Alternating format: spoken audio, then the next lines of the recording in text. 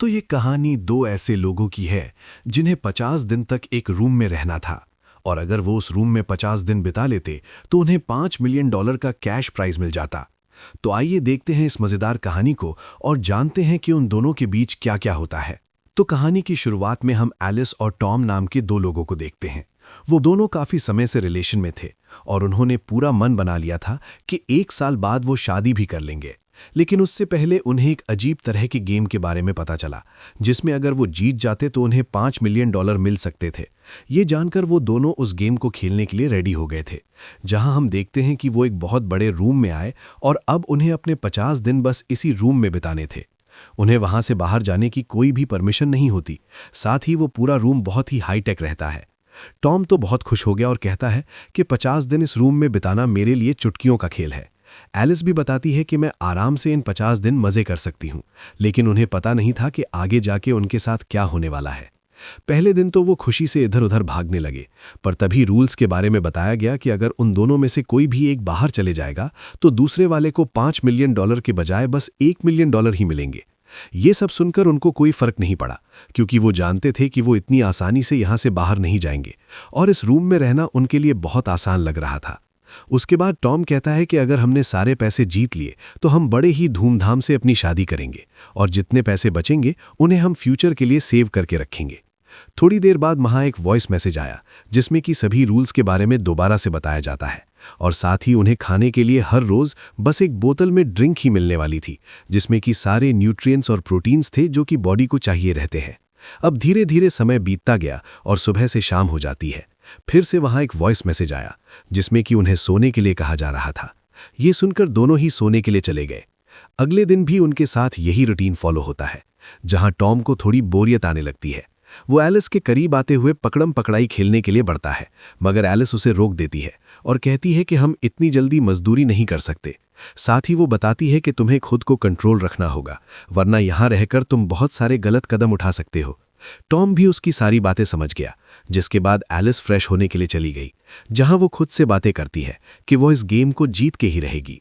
कुछ देर बाद वापस से शाम हो जाती है और उनके सोने का समय भी हो गया।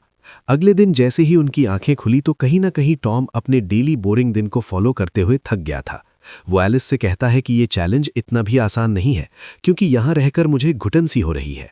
पर एलिस उसे दिलासा देने लगी कि तुम्हें इतनी जल्दी हार नहीं माननी चाहिए। वो बार बार उसे पैसों का लालच देती है, जिससे कि टॉम के अंदर एक अलग ही जोश आने लगा और वो कहता है कि जब तक तुम मेरे साथ हो मैं इस गेम को पूरा करके ही रहूंगा। फिर वापस से समय बीतता गया और दोनों को वहां रहे 10 दिन बीत जाते हैं। वो अपनी टाइम पास के लिए एक दूसरे के साथ डांस और कई सारे गेम्स खेलते हैं, ताकि उनका मन इसी रूम में लगा रहे और वो किसी भी चीज से बोर ना हो। पर हर दिन एक दूसरे की शक्ल और एक ही खाना खाकर वो पूरी तरह से पक चुके थे। उन्हें बस आज़ादी चाहिए थी, मगर पैसों के लिए वो इस हालत में भी रहने को अभी भी तैयार रहते हैं। एलिस हमेशा बाथरूम में जाकर अपनी शक्ल देखती है और सोचती है कि जिस दिन वो पैसे जीत जाएंगे उसके बाद उनकी पूरी लाइफ सेट हो जाएगी। फिर दिन गुजरते गए और उन्हें वहां रहे पूरे 30 दिन बीत जाते हैं। वो अब काफी परेशान हो गए थे, लेकिन अचानक से टॉम को वहां एक कीड़ा दिखाई दिया, जिसे देखकर वो बहुत खुश होता है, क्योंकि इतने 1 महीने बाद उसने किसी इंसेक्ट को देखा था। वो उसे खाने को अपनी ड्रिंक देने लगा, लेकिन इसका कोई फायदा नहीं हुआ। तो टॉम सोचता है कि उसे उस कीड़े को बाहर फेंकना चाहिए, ताकि वो इस रूम से निकलकर आज़ाद हो सके। लेकिन इस चीज़ के लिए एलिस इसे मना करती है, क्योंकि वो जानती थी कि अगर उन्होंने कीड़े को बाहर फेंकने की कोशिश की तो उन दोनों में से कोई इस रूम से बाहर चला जाएगा, जिसके कारण उन्हें $5 मिलियन के बजाय बस $1 मिलियन ही मिलेंगे। इसी चीज़ की वजह से दोनों की वहां पर लड़ाई होने लगती है, पर किसी तरह वो खुद को संभालते हुए बस एक दूसरे के बारे में सोचते हैं कि उन्हें यहाँ पैसे जीत कर ही वापस जाना है। अब ऐसे ही दिन बीतते गए और एक दिन टॉम बहुत ज़्यादा बोर हो गया था। वो कहता है कि मुझे यहाँ अपना मन किसी काम में लगाना होगा। इसलिए वो एक बटन दबाता है, जिससे कि वहाँ एक कलर पेंसिल आ गई और उसकी वजह से उनके विनर अमाउंट में से थोड़े बहुत पैसे कट जाते हैं, जिससे कि हम समझ सकते हैं कि वो जो चाहे मंगवा सकते हैं, लेकिन बदले में उनका विनर प्राइस भी कम होते जाएगा। इस चीज़ के लिए एलिस उसे कुछ नहीं कहती, क्योंकि वो भी जानती थी कि यहाँ रहकर टॉम काफ़ी बोर हो गया है, तो टाइम पास करने के लिए उसे कुछ चाहिए होगा। भले ही उनके थोड़े बहुत पैसे कट गए थे, लेकिन इससे उन्हें कोई फर्क नहीं पड़ता। टॉम उस कलर पेंसिल से दीवार में ड्राइंग करना शुरू करता है, जिससे कि उसे थोड़ा बहुत मज़ा आया और वो एंजॉय करते हुए खुद के मन को किसी काम में लगाता है। मगर अगले दिन जब दोनों सोकर उठते हैं तो जैसे ही एलिस फ्रेश होने के लिए गई तो वो चिल्लाते हुए टॉम को बाथरूम में बुलाती है, जहां वो देखते हैं कि किसी ने शेल्फ पर एक गन रखी हुई है। उन्हें कोई आइडिया नहीं था कि आगे जाके उनके साथ ऐसी और भी हरकत हो सकती है। वो गन को देखकर काफी डर भी गए थे, इसलिए वो जल्दी से उसे बेड के नीचे फेंक देते हैं। साथ ही वो एक दूसरे से वादा भी करते हैं कि चाहे कैसे भी हालात आए वो किसी भी हाल में उस गन का यूज नहीं करेंगे। फिर आज पहली बार वहां एक प्रोजेक्टर लगता है जिसमें कि दोनों की ही फैमिली और पुराने दिनों के बारे में दिखाया जाता है कि वो किस बैकग्राउंड से आए हैं।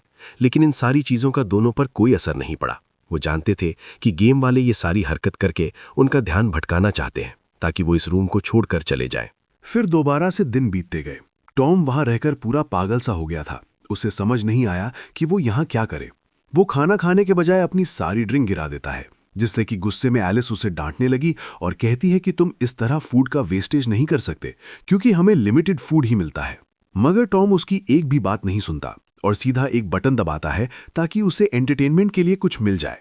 मगर इस बार उसकी किस्मत बहुत अच्छी थी क्योंकि अचानक से वहां एक बहुत ही ब्यूटीफुल लड़की आ गई जिसने कि एक भी कपड़े नहीं पहने हुए थे।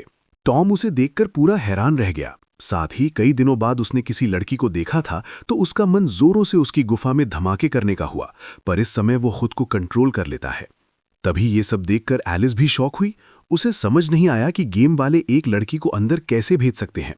वो लड़की बस यही कहती रहती है कि मुझे भी तुम्हारे साथ यहाँ $5 मिलियन जीतने हैं ताकि मैं बाहर जाकर एक अच्छी लाइफ जी सकूं। पर सबसे पहले वो कपड़े मांगती है और कहती है कि मुझे पहनने को कुछ चाहिए। तो टॉम जल्दी से अपनी शर्ट उतारकर उसे दे देता है, पर उसका मन बार बार उसे बस बिना कपड़ों के देखने का हो रहा था। थोड़ी देर बाद टॉम और एलिस इस बारे में बात करते हैं कि अचानक से ये लड़की यहाँ कैसे आ गई है। उन्हें अब कुछ भी समझ नहीं आता कि वो इस सिचुएशन में क्या करें। साथ ही उन्हें अपने पैसों को लेकर भी चिंता होने लगती है कि कहीं $5 मिलियन इस लड़की के बीच तो नहीं बटेंगे। तभी उनके सोने का समय हो जाता है।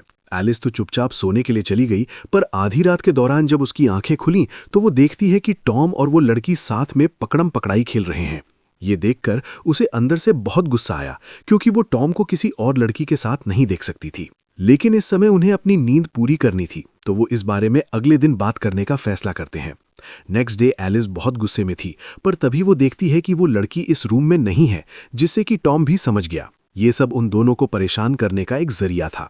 मगर एलिस खुद को शांत नहीं कर पाई। उसे विश्वास नहीं हुआ कि टॉम मुझे छोड़कर किसी और लड़की की गुफा में धमाके कर रहा है, इसलिए वो बेकाबू होकर टॉम को बहुत तेज का धक्का देती है, जिससे कि उसका सर दीवार से लगा और टॉम को काफी ज्यादा पेन होने लगता है।